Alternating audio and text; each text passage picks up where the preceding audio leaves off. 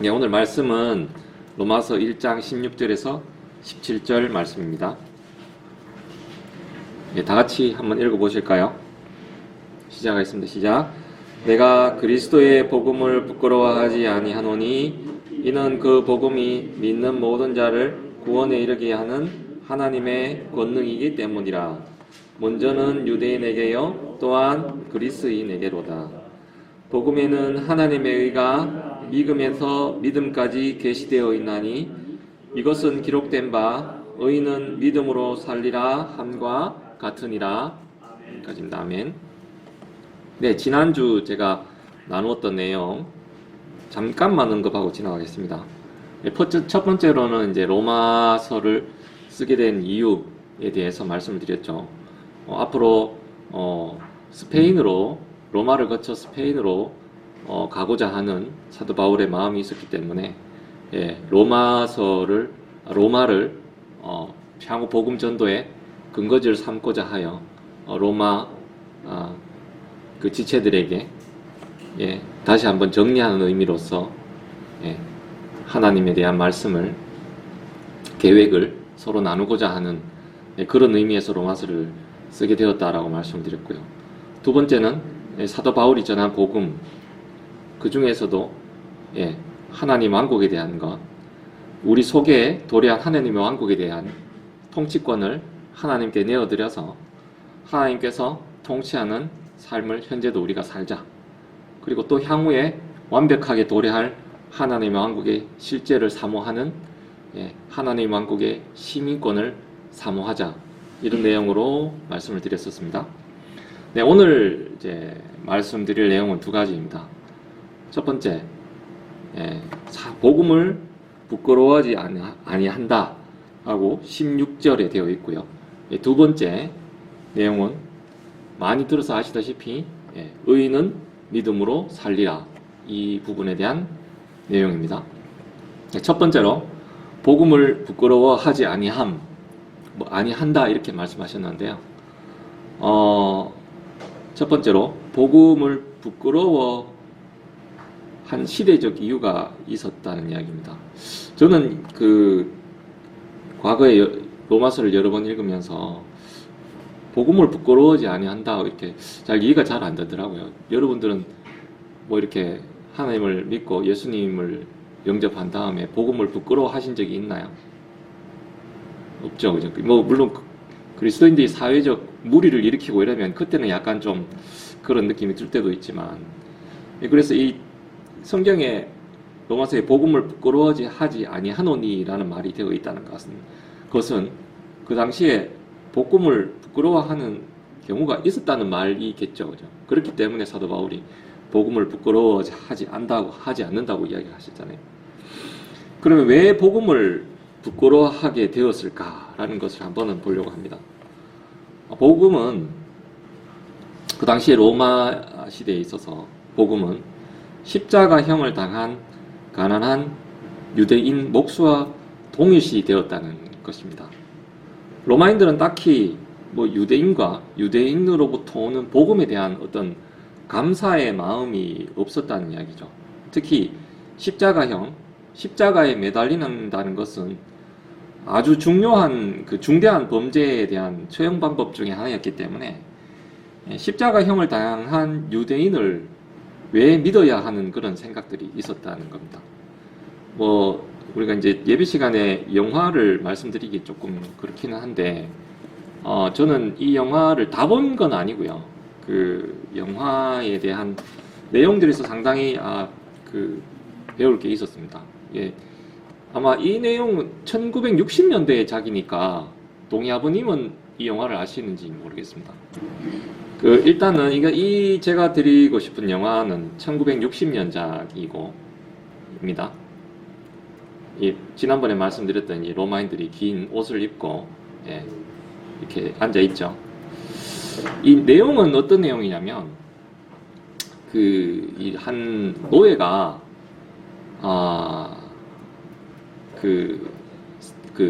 검투사를 하는 그런 내용들입니다. 검투사를 내용을 하면서 그 같은 노예 중에 한 명인 그 여인을 사랑하게 되죠. 그 여인을 사랑하게 되는데 그 여인이 다른 쪽으로 팔려 나가면서 그 여인을 구하기 위해서 이제 반란을 일으키는 내용입니다. 그래서 그 한 70명 되는 다른 동료의 그 노예들과 반란을 일으키면서 어떤 한 지역을 근거로 해서 전쟁을 이제 로마 정규군에 대해서 이제 전쟁을 일으키는 역할을 하게 됩니다. 그 사람이 이제 스파르타쿠스거든요. 그래서 이게 저는 이제 뭐 그 내용도 뭐 그냥 그런데 어쨌든 이 영화가 이제 그 기원전 100년 전을 그 대상으로 했는 영화인데 굉장히 이게 로마 시대의 그 내용들을 잘 묘사를 하고 있다고 합니다. 그래서 결국은 뭐 정규군에 그 대항할 수가 없으니까요. 결국은 이제 잡히게 되죠. 잡혀서 우리가 아시다시피 이렇게 그 십자가형을 이렇게 당하게 됩니다. 보이시나요? 잘 보이시는지 모르겠습니다. 그래서 이 보면 우리가 십자가형 하면서 이게 이 당시에는 1960년대니까 그 CG도 없었을 거잖아요. CG도 없었을 것이고 이분들이 어떻게 이런 촬영을 했을까? 얼마나 고통스러웠을까? 아마 이분들이 크리스찬인지는 모르겠지만 이런 걸 해보면 이 고통을 짊어지고 간 우리의 죄를 짊어지고 간 예수님의 그 마음을 조금이라도 알 수 있지 않을까, 고통을 조금이라도 알 수 있지 않을까, 저는 이 영화의 대충 줄거리를 보면서 그런 생각을 했었습니다. 얼마나 고통스러웠을까요? 하여튼 뭐 내용은 이런 내용들입니다. 그래서 어쨌든 제가 말씀드리고자 하는 것은 이 로마 제국의 반란을 일으켜서 역적이죠, 역적. 이렇게 붙잡힌 역적들을 이렇게 십자가에 매다는 그리고 우리 성경에 알고 계시지만 강도들, 이 사람들을 십자가에 못 박히게 하지 않습니까? 십자가형을 주지 않습니까? 그래서 그런 십자가형이기였기 때문에 그 십자가형을 당한 유대인을 믿어야 하는 이유가 없었다는 것이죠. 그래서 복음을 부끄러워했다. 그렇게 생각을 하고 있습니다. 그리고 또 로마는 이제 자존심이 이제 강한 도시였고요. 복음은 로마가 정복한 작은 나라, 유대 나라의 예루살렘의 수도부터 시작된 것이었습니다. 그리고 그 당시에는 기독교인들이 소위 사회의 이제 엘리트 계층, 고위층이 아니었죠. 그리고 로마는 아주 많은 그 위대한 철학들을 가지고 있었기 때문에 마치 죽음으로부터 다시 일어났다는 그런 전설 같은 이야기에 관심을 두지 않았습니다. 그리고 심지어는 어리석다는 반응까지도 있었죠. 고린도전서 1장 18절에서 25절 다 같이 한번 보시겠습니다. 제가 읽겠습니다. 십자가를 선포함이 멸망하는 자들에게는 어리석은 것이로되 구원받은 우리에게는 하나님의 권능이니라. 기록된 바 내가 지혜로운 자의 지혜를 무너뜨리고 분별 있는 자의 명철을 쓸모없게 만들기라 하였으니 지혜로운 자가 어디 있느냐? 서기관이 어디 있느냐? 이 세상의 변론가가 어디 있느냐? 하나님께서 이 세상의 지혜를 어리석게 만들지 아니하셨느냐? 하나님의 지혜에 있어서는 세상이 지혜로 하나님을 알지 못하므로 하나님께서 복음 선포의 어리석은 것으로 믿는 자들 구원하시는 것을 기뻐하셨도다. 유대인들은 표적을 요구하고 그리스도인들은 지혜를 추구하나 우리는 십자가에 못 박힌 그리스도를 선포하노니 그분은 유대인들에게는 걸려 넘어지게 하는 것이요 그리스인에게는 어리석은 것이로되 부르심을 입은 자들에게는 유대인들에게나 그리스도인들에게나 그리스인들에게나 그리스도는 하나님의 권능이시요 하나님의 지혜이시니라. 하나님의 어리석음이 사람들보다 지혜롭고 하나님의 약함이 사람들보다 강하니라. 그리스인들에게는 어리석은 것이다 라고 이렇게 되어 있습니다. 더구나 또 한 가지 이유로 크리스찬들은 각각을 서로를 형제와 자매로 부르며 그리스도 안에서 하나로 여기는 것을 당연히 여겼죠. 그러나 이것은 어떤 로마의 자존심과 위험에 반하는 것이었습니다. 노예를 상대로 형제님, 자매님 이렇게 부르기가 쉽지가 않았겠죠. 네, 그래서 이러한 이유들로 복음을 부끄러워하는 그런 시대적인 이유가 로마에는 있었다. 그렇게 이해할 수 있을 것 같습니다. 자, 그러면 두 번째로 사도 바울이 복음을 부끄러워하지 않는 이유는 무엇일까요? 16절에 보면 그리스도의 복음이라고 되어 있습니다. 그리고 또 1절에 보면 하나님의 복음이라고 되어 있습니다. 만약에 우리가 어떤 명령이 그 당시에 로마 황제로부터 명령이 온다고 가정을 해보겠습니다. 모든 로마인들의 관심을 끌을 것이고, 무슨 소리를 무슨 명령이 내려올까? 그 명령이 나에게 어떤 영향을 미칠까? 관심을 가지고 보지 않았을까요?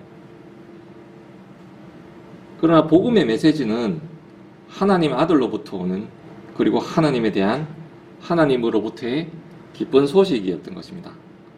아까도 말씀드렸지만 로마서 1장 1절 첫 문장에는 하나님의 복음이라고 되어 있습니다. 이 바로 복음의 메시지가 하나님으로부터 왔고 하나님의 아들 그리스도를 향하고 있는데 어찌 복음을 부끄러워할 수 있겠습니까? 두 번째, 복음은 하나님의 능력입니다. 16절에는 권능이라고 되어 있죠. 영어로는 파워, 한국 다른 말로는 능력, 힘. 다른 세상적 의미로 이야기하면 어떻게 이야기할 수 있을까요? 권력 정도가 아닐까 생각합니다. 그리스어로는 이제 권능이 두나미스죠. 파워가 다이너마이트의 어원입니다. 다이너마이트의 어원. 다이너마이트와 같은 엄청난 폭발력, 힘을 갖고 있다는 거죠. 사회적 권력의 힘은 참으로 대단합니다. 우리 뉴스 보면 알지 않습니까? 안 되는 것을 되게 하는 힘이 있고 되는 것도 안 되게 하는 그런 엄청난 힘이 있죠. 정권이 바뀌면서 이렇게 저렇게 정책이 바뀌고 정책의 수혜자가 바뀌고 이런 것들을 우리가 흔히 뉴스에서 보지 않습니까? 그 힘, 권력 또는 정권, 로마인들이 가장 자랑하는 것 중에 하나였습니다. 그 힘의 무서움을 알기에 어떤 로마에 대해 제국에 대한 두려움은 제국 전체에 구름처럼 드리워져 있었다고 볼 수 있습니다. 전쟁 시 월등히 우월한 상대와 전쟁을 할 때의 그 두려움, 전쟁의 시대를 겪어본 세대들은 알지 않을까요? 사도 바울은 그 힘의 원천인 하나님에 대해서 알고 있었습니다. 바벨론, 페르시아, 그리스 제국, 로마 제국, 지금 그 제국이 존재하나요? 그 제국의 힘은 지금 현재는 존재하지 않죠. 그러나 하나님의 힘과 능력은 역사 속에서 하나님의 시간표대로 이루어지고 있습니다. 그뿐 아니라 하나님을 믿는 우리 그리스도인의 삶 속에서 삶의 변화의 능력을 볼 수 있는데 특히 사도 바울은 그 변화의 능력, 변화의 모습들을 고린도와 에베소, 소아시아 지역에 복음을 선포하면서 그 사람들의 삶을 변화시키는 그 힘을 보았을 것입니다. 또한 사도 바울 자신도 사도행전에 나오지만 그 엄청난 변화의 힘을 경험하지 않았습니까? 세 번째, 복음의 결과물입니다. 복음의 결과물은 구원에 이르는 하나님의 능력입니다. 구원의 의미는 옮겨짐이죠. 옮겨짐. 죄의 벌칙과 죄의 힘과 죄의 영향력에서 죄인을 구원으로 옮기는 결과물인 것입니다. 네 번째, 복음의 뻗어나감. 모든 믿는 자에게 영향을 미치는 것입니다. 유대인뿐만 아니라 이방인, 어떻습니까? 그 당시에 역사의 흐름을 통해서 그 믿음이 영국을 거쳐 미국을 거쳐 지금 현재 우리에게까지 이르고 있습니다. 현재 우리에게까지 복음이 다다라 현재까지 이르고 있는 것입니다. 우리가 믿는 믿음은 종교개혁을 통한 개신교의 믿음을 믿는 게 아니죠. 초대교회의 믿음을 이어받아 지키기 위해 우리가 이렇게 어려운 현재의 길을 가고 있다고 저는 생각하고 있습니다. 두 번째, 큰 두 번째입니다. 네, 의인은 믿음으로 살리라입니다. 의인은 믿음으로 살리라는 우리 성경에 총 4번 나오죠. 하박국 2장 4절, 갈라디아서 3장 11절, 히브리서 10장 38절에서 39절, 그리고 로마서 아까 읽으셨죠? 첫 번째, 하박국의 내용을 많이 들어서 아시겠지만 하박국의 내용 잠시 언급하겠습니다. 하박국을 보시면 하박국으로 한번 펴볼까요? 네, 하박국 1장 한번 보시겠습니다. 네, 하박국은 질문의 선지자라고 이렇게 이야기를 하고 있죠. 네, 하박국을 보시면 하박국 1장 3절에서 4절까지 하박국에 이제 질문이 두 가지가 나옵니다. 1장 3절에서 4절까지 나중에 한번 읽어보시고 제가 간단하게 말씀드리겠습니다. 하박국 선지자가 이스라엘의 폭력, 불법이 성행함으로 율법이 해이해지고 공의가 전혀 앞으로 나가지 못함을 이제 호소를 하게 되죠. 그러자 하나님께서 뭐라고 하시냐면 5절부터 11절까지 갈대아 사람을 사용하여 이스라엘과 유대를 심판하겠다. 유대를 심판하겠다. 그렇게 말씀을 하시고요. 1장 13절에 보시면 사악한 자가 더 의로운 자를 삼키는 것을 참으시는지 항의하는 내용이 나옵니다. 근데 이것은 뭐 여러 가지 의미가 될 수 있지만 어떻게 이방인을 사용해서 이스라엘을 심판할 수 있는지 그런 내용도 들어가 있을 것입니다. 거기에 대한 대답은 2장 1절부터 1장부터 4절까지 나오는데요. 거기 바로 의인은 자기 믿음으로 살리라 라는 내용이 나오는데요. 심판의 때가 있으므로 믿음으로 살 것에 대한 이야기를 대답을 하고 있습니다. 그리고 2장 5절부터 20절까지 보면 심판 대상의 내용이 나오는데요. 이것도 나중에 한번 읽어보시기 바랍니다. 즉, 이 하박국의 내용은 어떤 내용이냐면요. 하나님의 의 또는 심판이 드러날 때까지 너는 나를 신뢰하고 믿음으로 살아야 한다. 상황을 고치기 위해서 네가 할 수 있는 것은 아무것도 없다. 너는 내가 쓴 것이 다 이루어질 때까지 보는 것이 아니라 믿음으로 살아야 할 것이다. 이 내용을 전하고 있습니다. 로마서를 쓸 당시 주후 57년으로 한번 돌아가 보겠습니다. 사도 바울은 로마 교회 지체들에게 편지를 쓰고 있습니다. 로마서를 쓸 당시 3년 전 54년에 로마 황제 클라우디우스의 통치가 막을 내렸습니다. 클라우디우스는 49년 50년경에 클레스투스, 그러니까 이제 우리가 잘못 썼다고 이야기하고 있는데요. 이제 그리스도인들에 의해서 야기된 소란, 그러니까 즉 유대교를 믿는 유대인과 유대인 그리스도인 사이에 우리가 보지 않습니까? 신약에서 항상 다툼과 소동이 있는 것. 그런 소동들이 지속되자 모든 유대인들을 로마에서 추방하게 되죠. 어떤 거기에 대한 어떤 어려움들이 있었을 겁니다. 그래서 아시다시피 사도행전 18장 2절에서 3절을 보시면 브리스길라와 아굴라가 로마에서 쫓겨나서 고린도 지방에 와서 사도 바울과 같이 동력하는 내용들을 보게 되죠. 이러한 추방 사건들은 로마 지체의 어떤 공동체들에 대해서 동요와 분열을 일으켰고 박해받는 느낌을 주었을 것입니다. 불행히도 이것은 로마가 앞으로 교회에 행하게 될 것을 미리 맛본 것에 지나지 않았죠.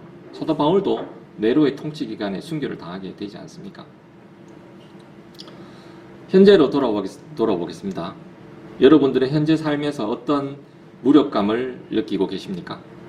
경제 문제, 건강 문제, 직장 문제, 자녀 문제, 가족 간의 여러 가지 갈등 문제 등등 속상하고 억울할 때가 많이 있죠.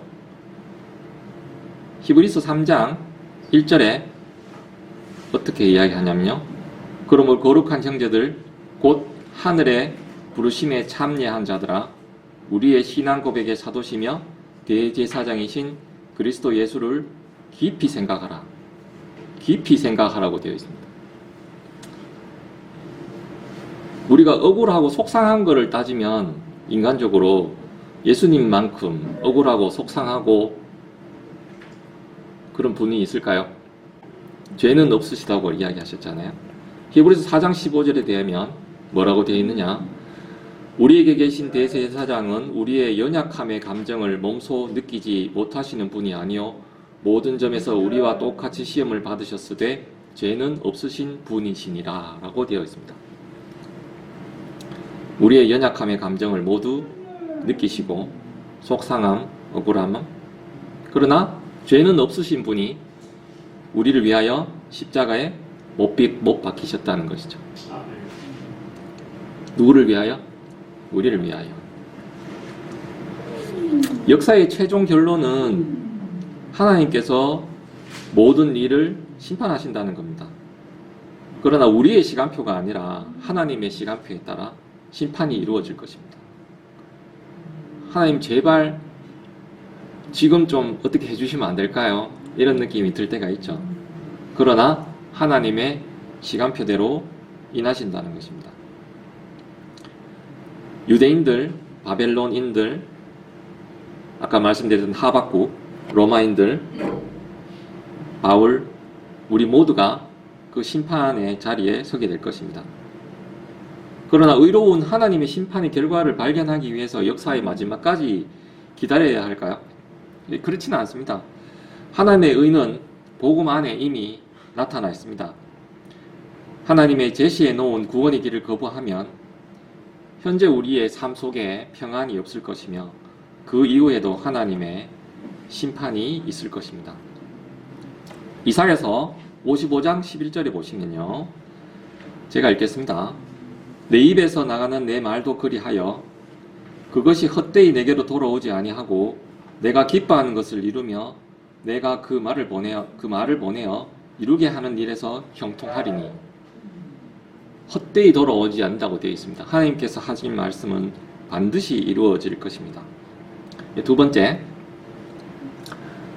의인은 믿음으로 살리라의 차이점들에 대해서 잠시 언급하겠습니다. 우리 사도 바울은 이렇게 사도 바울 서신서를 보시면 구약의 내용들을 많이 언급하지 않습니까? 근데 이제 언급하는 내용들이 약간의 뉘앙스가 다릅니다. 약간의 뉘앙스가. 첫 번째로 하박국 2장 4절에 나오는 오직 의인은 자기 믿음으로 살리라. 이 내용의 의미는 어떤 내용이냐면요. 아까 제가 언급드리는 겁니다. 하나님의 의가 드러날 때까지 너는 나를 신뢰하고 믿음으로 살아야 한다. 상황을 고치기 위해서 내가 할 수 있는 것은 아무도 없기 때문에 너는 내가 쓴 것이 다 이루어질 때까지 보는 것이 아니라 믿음으로 살아야 한다. 이 내용입니다. 다음 두 번째, 로마서 1장 17절에 나오는 오늘 우리가 읽었던 말씀은 동일하죠. 의인은 믿음으로 살리라. 근데 그 내용은 어떤 내용이냐면요. 로마서에서는 죄인이 의로워지는 것에 대한 초점을 두고 있는 논증입니다. 여러분들은 어떤 영화를 좋아하시나요? 저는 이제 법정 영화를 좋아하는데요. 법정에 넣어보면 왜 이렇게 결정적인 순간에 이렇게 뒤집는, 그죠? 그런 게 참 반전이 재밌지 않습니까? 그리고 그 논증들.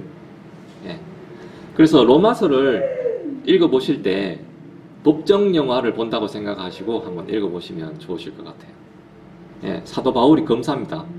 검사. 법정에서 죄인의 죄를 주장하듯이 이방인과 유대인이 동일하게 죄인임을 사도 바울이 법정에서 주장하고요.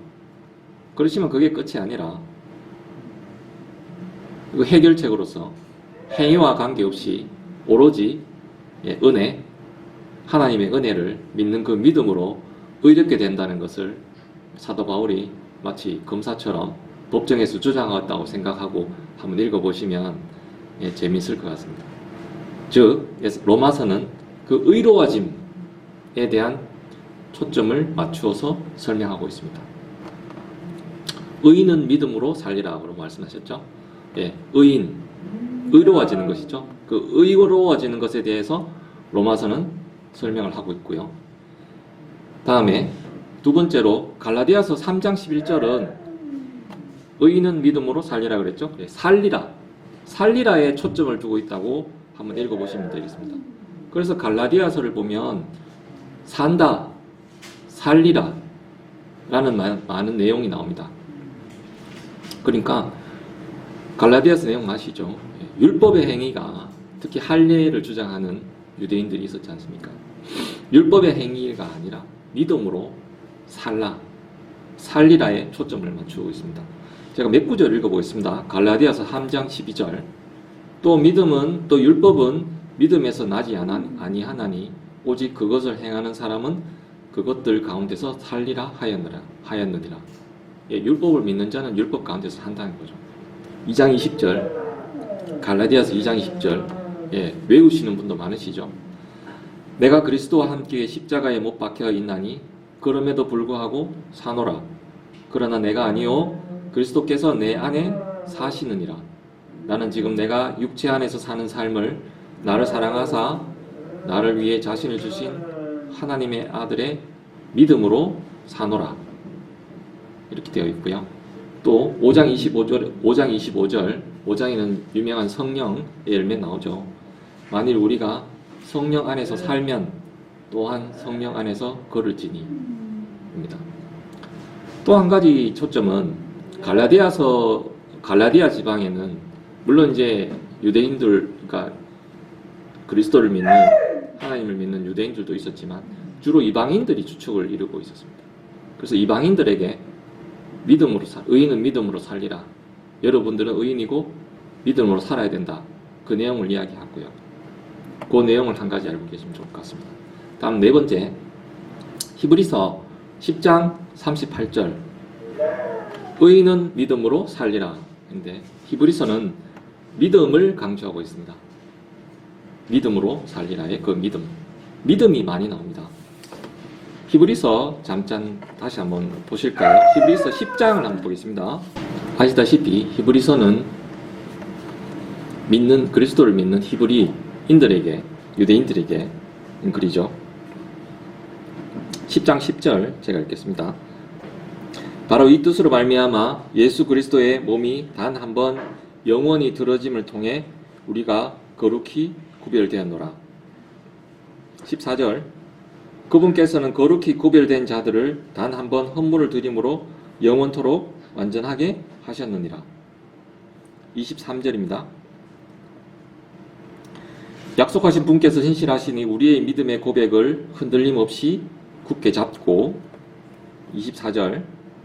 서로를 살펴보아 사랑과 선한 행위에 이르도록 격려하며. 35절부터 37절까지입니다. 그러므로 너희의 확신을 버리지 말라. 그것이 큰 보상의 보응을 얻게 하느니라. 너희가 하나님의 뜻을 행한 뒤에 그 약속하신 것을 받기 위해 너희가 인내가 필요하니라. 조금만 있으면 오실 분께서 오실 것이요 지체하지 아니하시리라. 다 아시는 내용이시다시피 그리스도를 믿는 히브리인들에게 믿음을 강조하는 말이죠. 예수님께서 단 한 번 들여지심으로 말미암아 우리의 죄가 영원히 사해졌다라는 그런 믿음으로 살으라는 이야기를 하고 있습니다. 왜냐하면 반복적인 희생물을 통해서 우리의 죄가 사해지는 것이 아니라 단 한 번 예수님께서 우리의 죄를 위하여 십자가에 못 박히심으로 말미암아 우리의 죄가 사해진다는 것을 믿어야 한다는 내용입니다. 정리하겠습니다. 갈라디아서는 이방인들을 대상으로 믿음으로 살아야 한다는 내용을 강조를 했고요.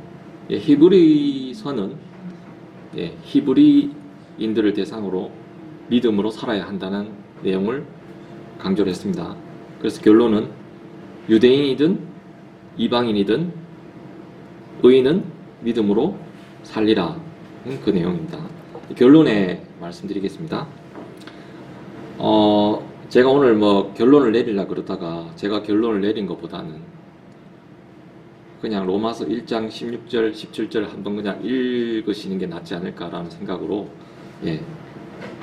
결론으로 로마서 1장 16절부터 17절까지 다 같이 한번 읽어보시면 결론이 될 것 같습니다. 네, 읽겠습니다. 시작. 내가 그리스도의 복음을 부끄러워하지 아니하노니 이는 그 복음이 믿는 모든 자를 구원에 이르게 하는 하나님의 권능이기 때문이라. 먼저는 유대인에게요 또한 그리스도인에게도다. 복음에는 하나님의 의가 믿음에서 믿음까지 계시되어 있나니 이것은 기록된 바 의인은 믿음으로 살리라 함과 같으니라. 이상입니다.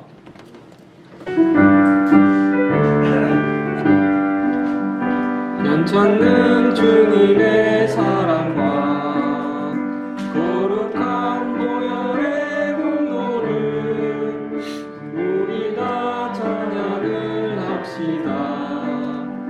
주님을 만나볼 때까지 예수는 우리를 깨끗게 하시는 주시니 그의 피 우리를 눈보다 더 이게 하셨네.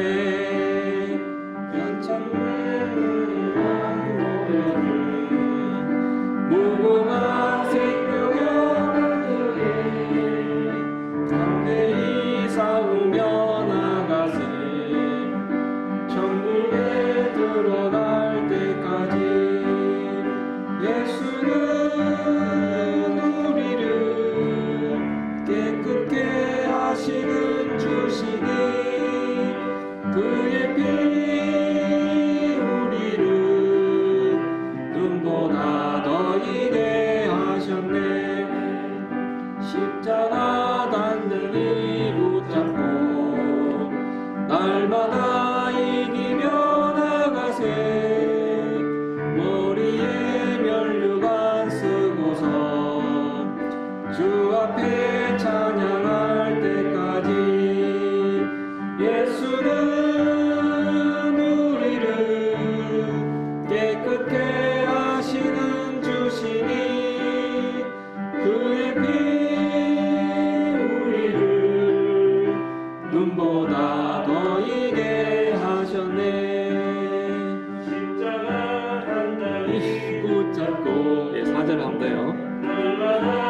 이기며 나가세. 머리에 면류관 쓰고서 주 앞에 찬양할 때까지 예수는 우리를 깨끗게 하시는 주시니 그의 피 우리를 눈보다 더 이게 하셨네. 네, 제가 기도하고 각자 기도하시고 마치겠습니다. 하나님 아버지, 오늘의 예배를 감사합니다. 우리의 삶이 아주 단조롭게 흘러가는 것 같지만 하나님을 믿는 믿음이 역사의 여러 어려움과 믿음의 선조들의 희생을 거쳐서 우리에게 전하여 주었음을 알게 하여 주시고 비로 인하여 감사드립니다. 죄악 가운데 삶을 마치고 그로 인한 형벌을 받을 수밖에 없는 우리를 예수님의 십자가 죽음으로 우리를 의롭다고 하여 주시고 또 우리 마음에 믿음을 주시고 하나님의 왕국을 우리 안에 주시고 성령의 인도하심 가운데 살게 하여 주셔서 감사합니다. 차후에 하나님 왕국의 완성됨의 소망을 가지고 살게 해 주셔서 감사합니다. 하루하루 하나님의 말씀 가운데 거하게 하시고 성경 말씀을 탐구하며 살게 하여 주시옵소서. 우리에게 허락하신 모든 것을 감사합니다. 이 모든 말씀 예수님 이름으로 기도드렸습니다. 아멘.